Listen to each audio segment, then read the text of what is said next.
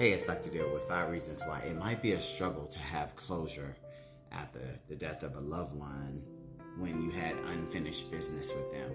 So one of my viewers were saying that they were struggling with not having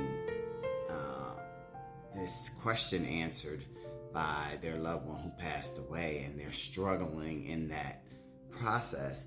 And that starts to impact your grieving, and it's probably going to prolong your grieving.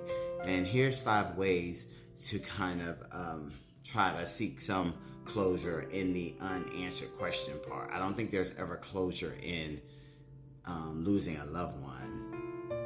But if you're trying to deal with this unanswered question that was still open and unanswered, then that could be a struggle. And that leads me to number 1. Simply write out a resolution for how you think the problem should have been solved. And then maybe go to their gravesite and talk that out with them. And that leads me to number 2. You have to start to forgive yourself. I don't know if you're holding on to guilt or you're angry at them for the situation and the unanswered stuff. Learn to forgive yourself. And then number 3 is learn to forgive them.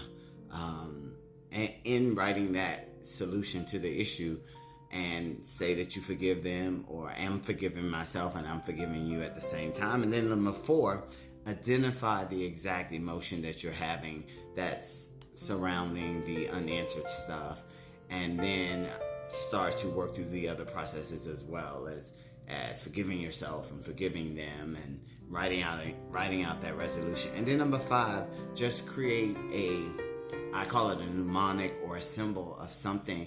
So once you've written a solution, you've talked to them, maybe burn a candle and say, once I blow this candle out, I can no longer talk about the thing or let thoughts come in my head about the unanswered stuff, because you want to get past that so that you can grieve, because this is interfering with your grieving process because you're still stuck on the unanswered questions. All right. Praying for everybody who has lost anybody.